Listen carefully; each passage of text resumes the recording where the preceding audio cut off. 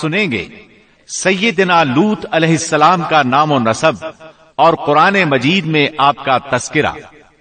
بستی صدوم کہاں واقع ہے اور اہل صدوم کس بھیانک جرم کے مرتکب تھے؟ سیدنا لوط علیہ السلام کی قوم کو واعظ و نصیحت اور قوم کا فحاشی و عریانی پر اصرار۔ قوم کے اصرار گناہ پر سیدنا لوط علیہ السلام کی اللہ تعالی سے فریاد۔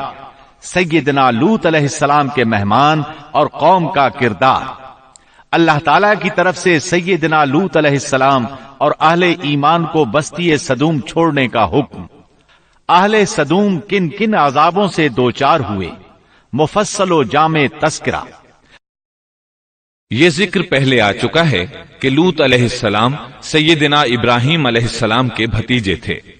سیدنا لوط علیہ السلام کے باپ کا نام ہاران تھا، جو تارخ یعنی آزر کے بیٹے تھے۔ اللہ تعالی نے لوط علیہ السلام کا پورے قرآن میں 27 بار ذکر کیا ہے۔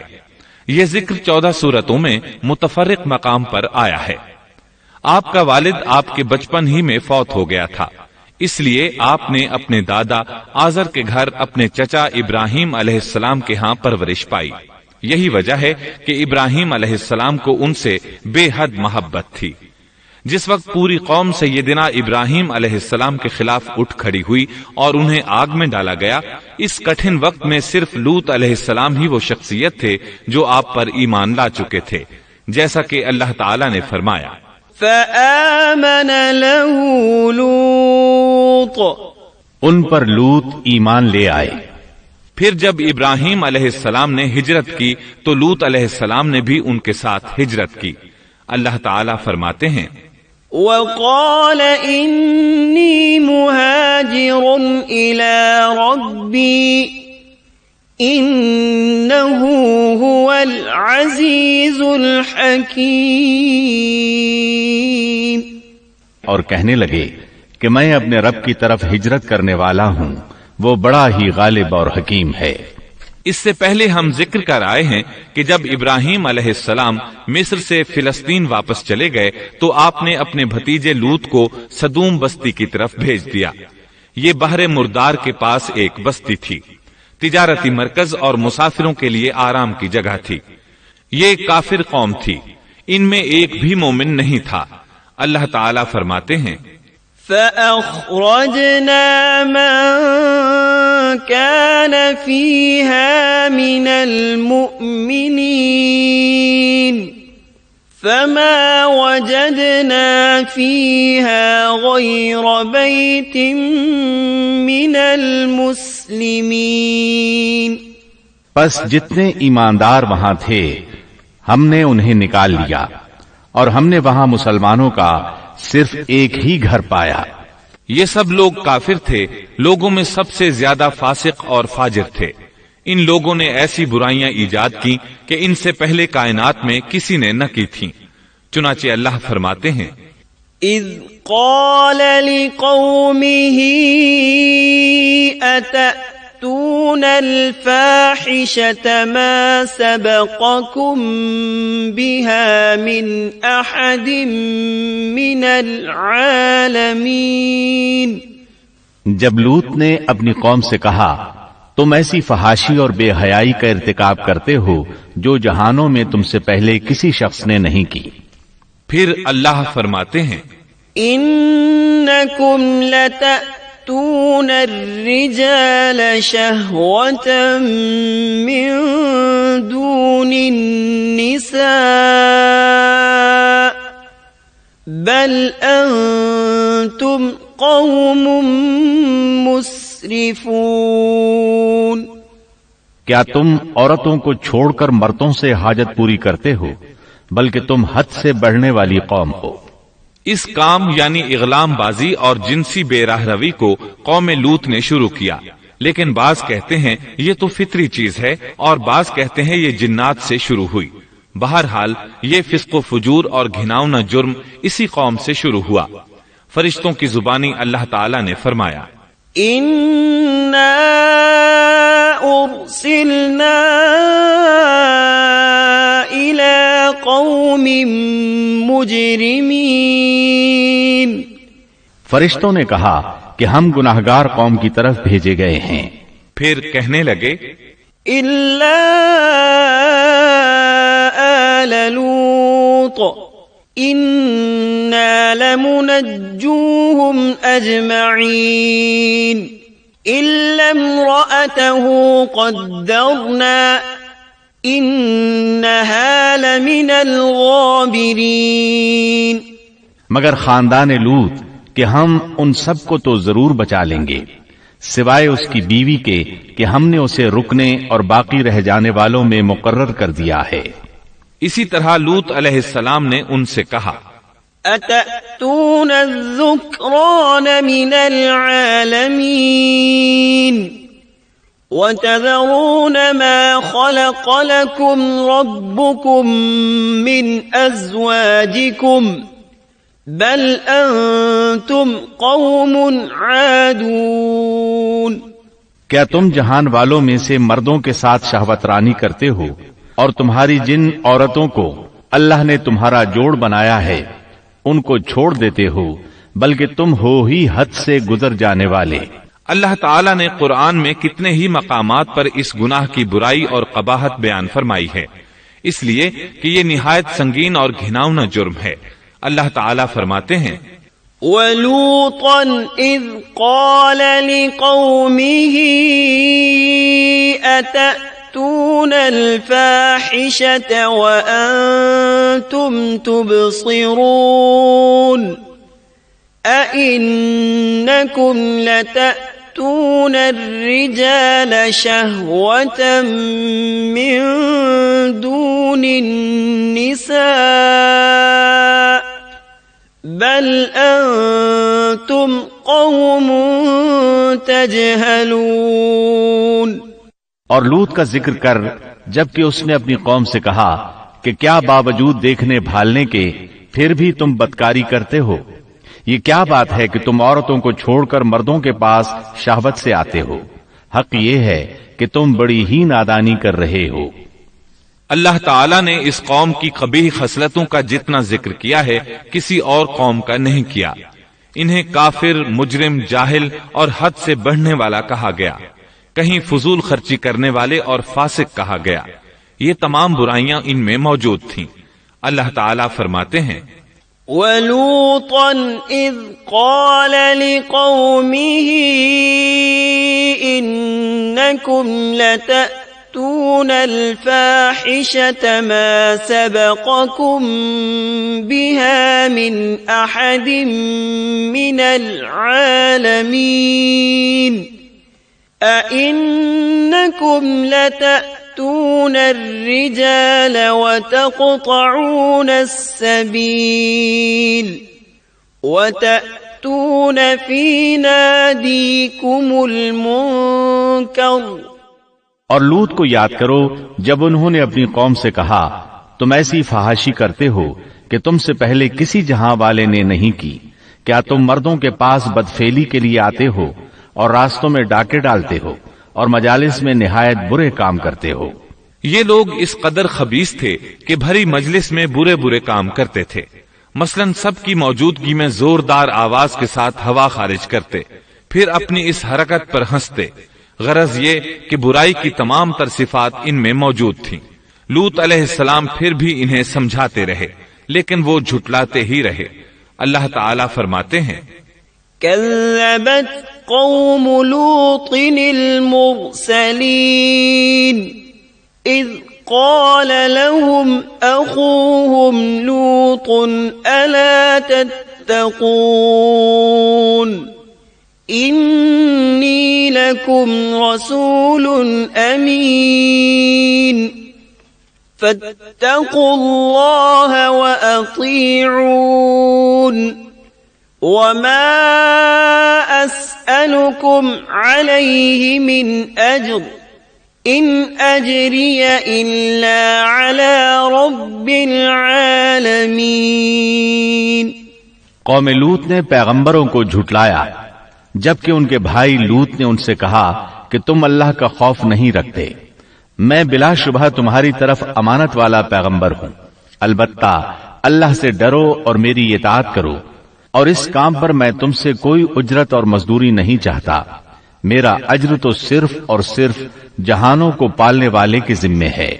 انبیاء کا مشن ہی یہ ہوتا ہے کہ تبلیغ کرتے رہیں، لہٰذا لوط علیہ السلام دعوت دیتے رہے، لیکن دعوت کے نتیجے میں قوم کا رد عمل کیا تھا اللہ نے اس کا بھی ذکر کیا ہے، فرمایا فما كان جواب قومه إلا أن قالوا ائتنا بعذاب الله إن كنت من الصادقين۔ پس اس کی قوم کا جواب یہی ہوتا کہ اللہ کا عذاب لے آ اگر تو سچا ہے۔ اسلام دشمن اور کافر قوموں کا جواب یہی ہوتا ہے۔ قوم عاد اور قوم سمود نے بھی یہی جواب دیا تھا۔ دوسری آیت میں ہے وَلَقَدْ أَنذَرَهُمْ بَطْشَتَنَا فَتَمَارَوْا بِالنُّذُرِ، لوط نے انہیں ہماری پکڑ سے ڈرایا، یعنی انہوں نے کہا اے قوم اللہ کی پکڑ سے اور عذاب سے بچ جاؤ، محتاط ہو جاؤ، اس کی لاٹھی بے آواز ہے، لیکن وہ ڈرانے والوں سے بھی جھگڑتے ہی رہے۔ ایک اور آیت میں اللہ فرماتے ہیں وَمَا كَانَ جَوَابَ قَوْمِهِ إِلَّا أَن قَالُوا أَخْرِجُوهُم مِّن قَرْيَتِكُمْ إِنَّهُمْ أُنَاسٌ يَتَطَهَّرُونَ، اور ان کی قوم سے کوئی جواب نہ بن پڑا بجز اس کے کہ آپس میں کہنے لگے کہ ان لوگوں کو اپنی بستی سے نکال دو، یہ پاک باز بننے کی کوشش کرتے ہیں۔ چونکہ یہ سب کے سب لوگ فحاشی، عریانی، بے حیائی، بے غیرتی، فسق و فجور اور بدکاری میں مصروف تھے، ان کے نزدیک پاکیزگی اختیار کرنا بے معنی کام بن چکا تھا۔ لوط علیہ السلام اور ان کی بیٹیوں کے علاوہ کوئی شخص پاک نہ تھا، سب کے سب غلاظت میں ڈوبے ہوئے تھے۔ چنانچہ انہوں نے لوط علیہ السلام کو اپنی بستی سے نکال باہر کرنے کا فیصلہ کیا، کہنے لگے قالوا لئن لم تنته يا لوط لتكونن من المخرجين قال إني لعملكم من القالين۔ اے لوط اگر تو اپنے اس واعظ و نصیحت سے باز نہ آیا تو ضرور تجھے نکال دیا جائے گا۔ اس پر لوط نے فرمایا میں بھی تمہارے اس گھناونے عمل سے بیزار ہو چکا ہوں۔ چنانچہ لوط علیہ السلام اس موقع پر وہاں سے نکل آئے اور اپنے رب سے یوں دعا گو ہوئے رب نجنی وأہلی مما يعملون، اے میرے پروردگار مجھے اور میرے اہل کو ان کے عمل سے بچا لے اور نجات عطا فرما۔ کتنی ہی آیات میں ہے کہ ان لوگوں نے لوط علیہ السلام کو بستی سے نکالنے کا عزم کر رکھا تھا، اور لوط علیہ السلام اس پوری بستی میں بے یار و مددگار تھے۔ وہاں ان کا کوئی خاندان تو تھا نہیں، لہٰذا گھر میں ہی بیٹھے رہے، دعا کرتے رہے۔ قال رب انصرنی علی القوم المفسدین، اے پروردگار اس فسادی قوم کے خلاف میری مدد فرما۔ اس دعا سے اس قوم کی ایک اور خصلت معلوم ہوئی، اور وہ یہ کہ وہ فسادی بھی تھے۔ سو اللہ نے دعا قبول فرمائی، فرشتے بھیجے، جبرائیل، میکائیل اور ملک الموت، اور بعض روایات کے مطابق اسرافیل کو بھی ان کے ساتھ بھیجا گیا۔ وہ سب سے پہلے ابراہیم علیہ السلام کے پاس آئے تاکہ انہیں اسحاق علیہ السلام کی بشارت دیں۔ آخر کار یہاں سے فرشتوں نے سدوم کا رخ کیا۔ یہ فرشتے وہاں نوجوان لڑکوں کی صورت میں پہنچے، ان کی ٹولیوں کے پاس سے گزرے تاکہ انہیں آزما لیا جائے، ان پر حجت قائم ہو جائے۔ مطلب یہ کہ اللہ تعالیٰ نے فرشتوں سے کہا تھا کہ ان لوگوں کو اس وقت تک ہلاک نہ کرنا جب تک کہ ان کے نبی کو ان پر الزام لگاتے نہ دیکھ لو۔ چنانچہ یہ فرشتے نوجوان اور خوبرو لڑکوں کی صورت میں بستی کے کنارے پہنچ گئے۔ لوط علیہ السلام کی ایک بیٹی بستی سے باہر کنارے پر رہتی تھی۔ جب اس نے انہیں دیکھا تو ڈر گئی۔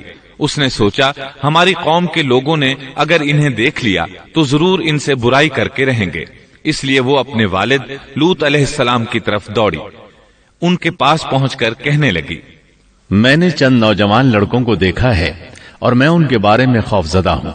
لوط علیہ السلام جلدی سے ان کی طرف آئے، ان سے پوچھا آپ کیسے آئے ہیں؟ انہوں نے بتایا ہم آپ کے مہمان ہیں۔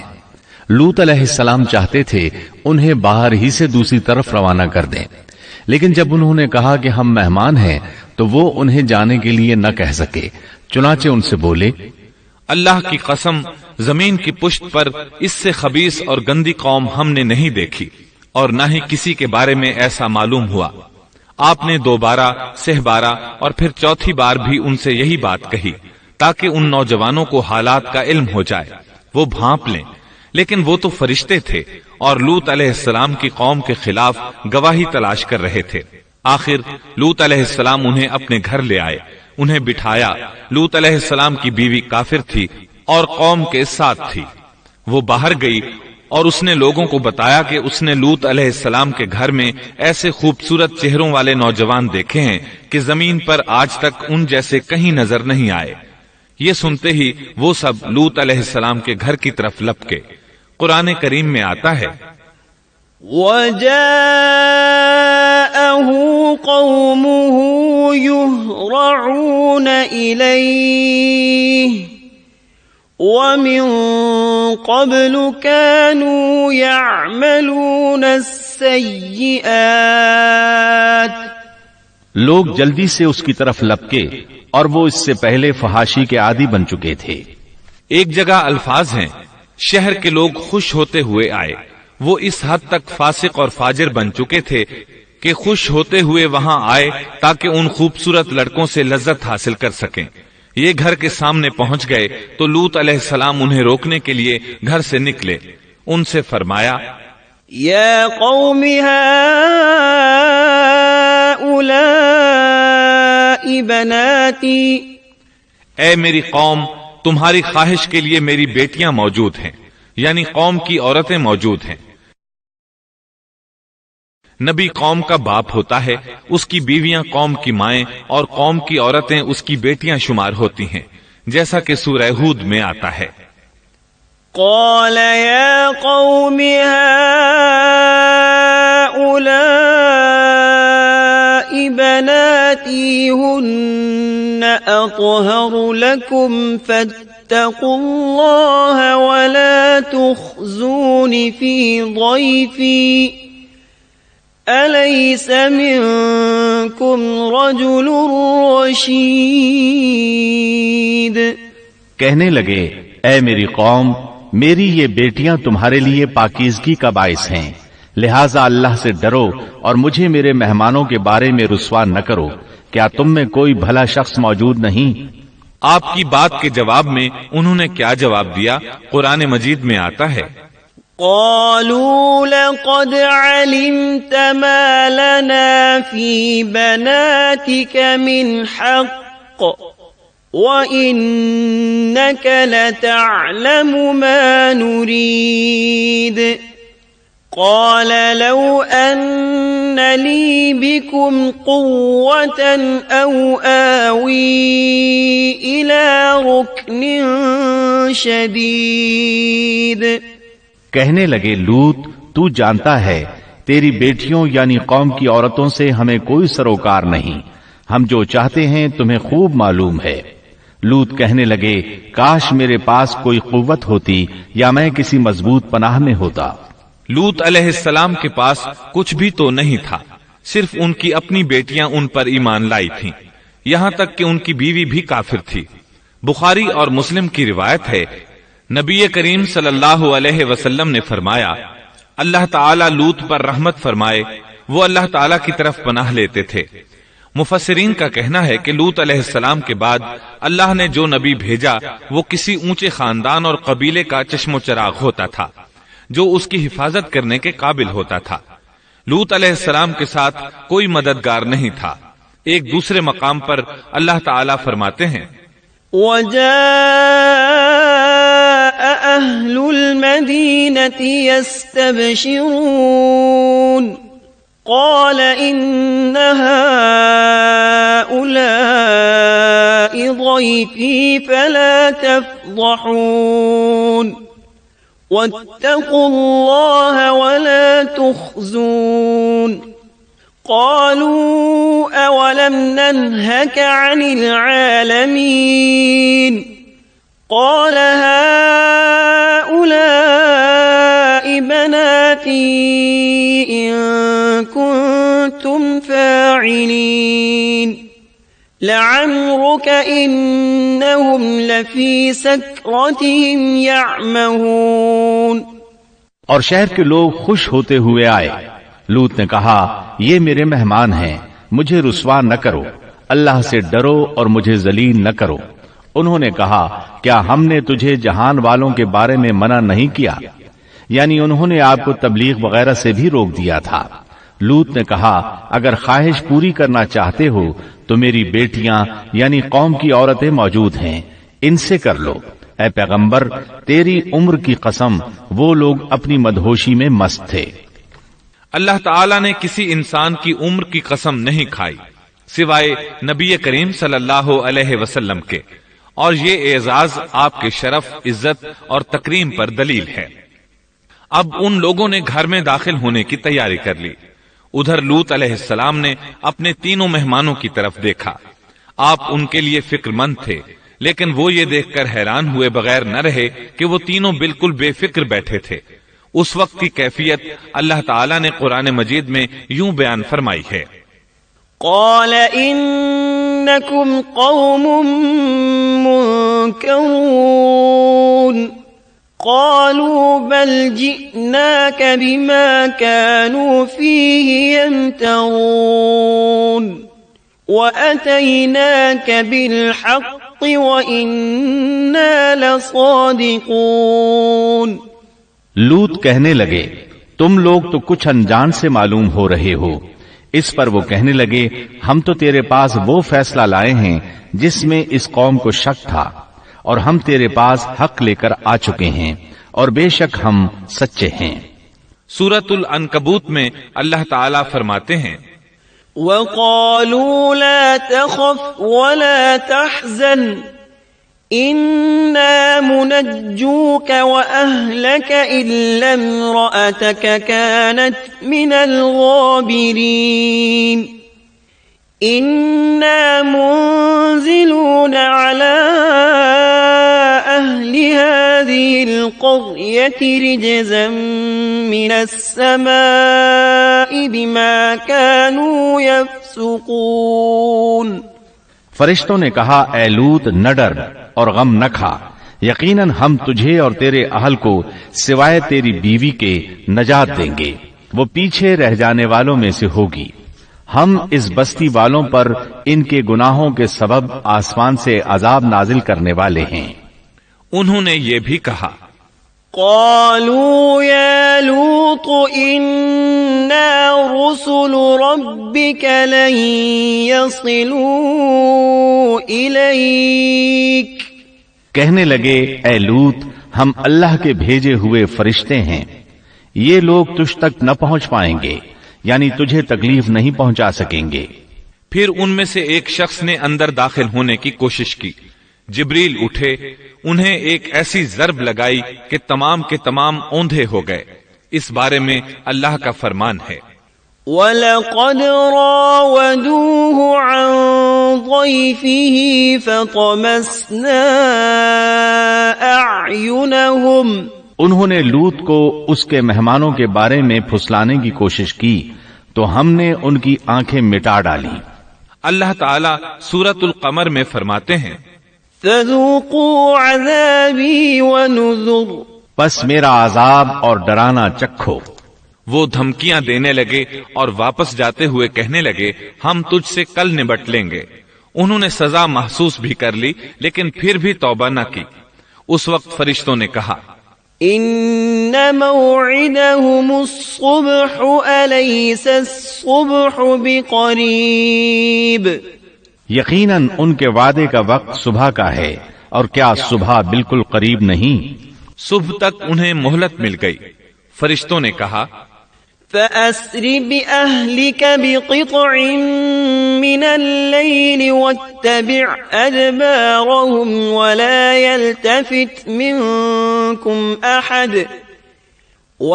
يلتفت منكم أحد وامضوا حيث تؤمرون وقضينا إليه ذلك الأمر أن دابر هؤلاء مقطوع مصبحين۔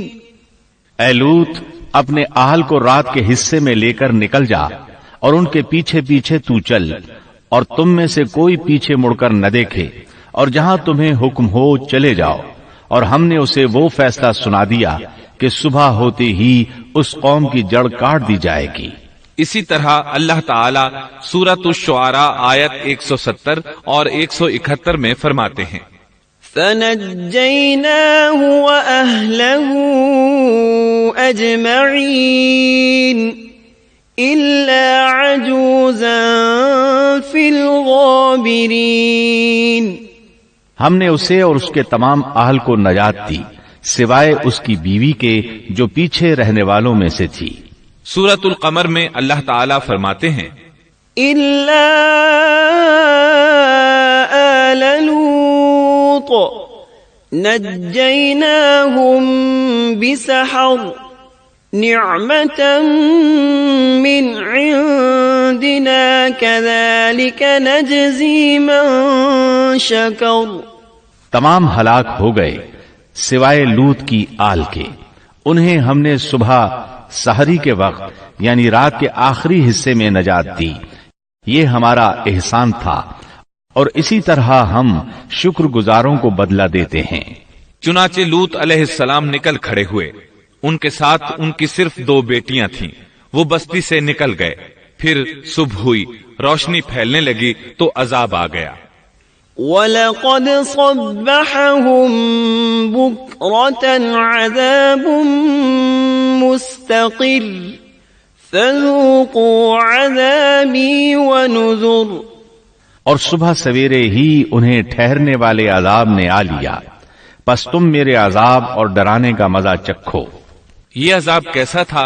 جبریل علیہ السلام آئے، اپنا پر زمین کے نیچے داخل کیا، اس مکمل بستی کو اکھیڑا اور آسمان کی طرف اٹھا کر لے گئے۔ کہا جاتا ہے کہ فرشتوں نے اس بستی کے مرغوں کی اذان اور کتوں کے بھونکنے کی آوازیں سنی، اور لوگوں نے فرشتوں کی تسبیح سن لی۔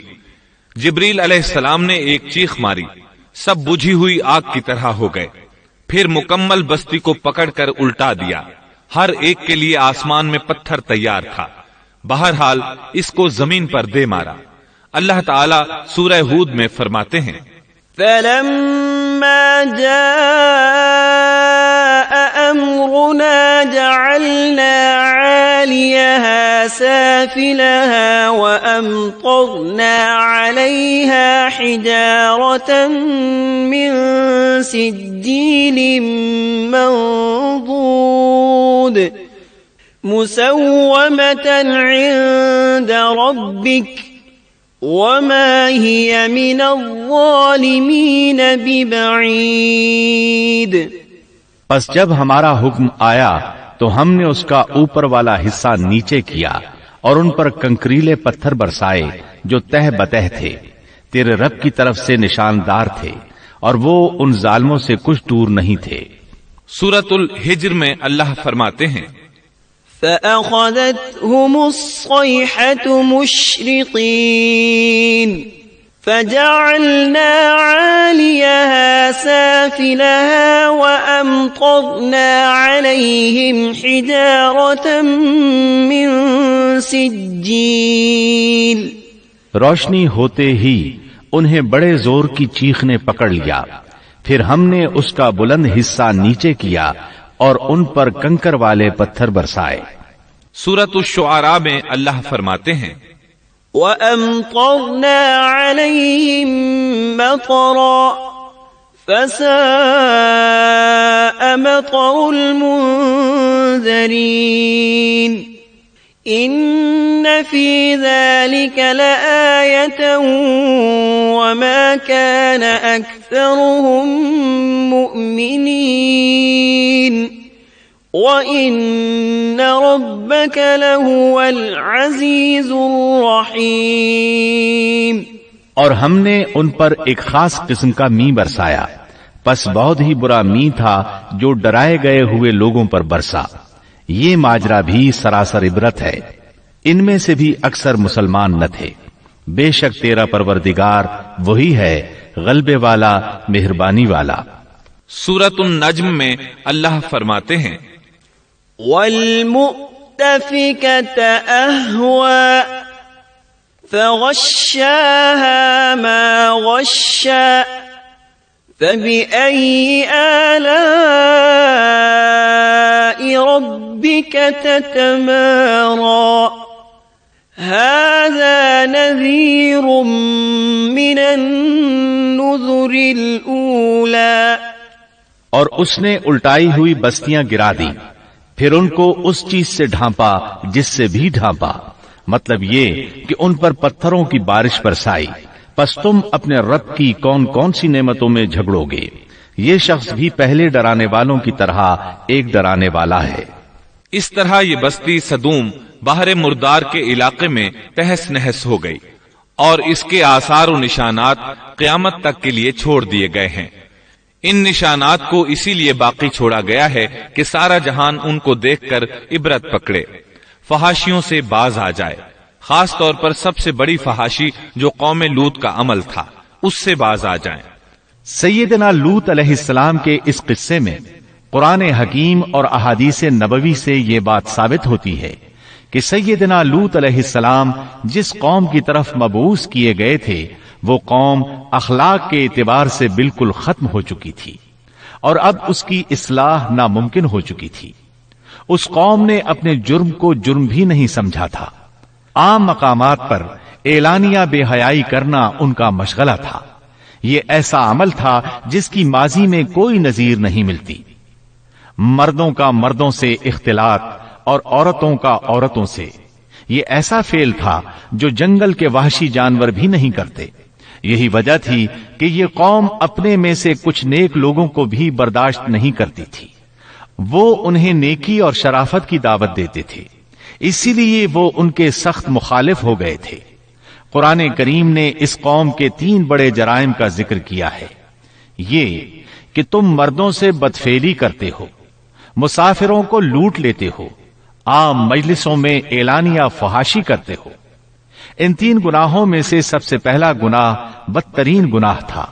یہ گناہ اس قوم سے پہلے کسی نے نہیں کیا تھا، گویا وہ اس گناہ کو ایجاد کرنے والے تھے، اور یہ گناہ زنا سے بھی زیادہ شدید ہے۔ قرآن کریم اور احادیث کی روح سے اغلام بازی ایک بدترین گناہ ہے۔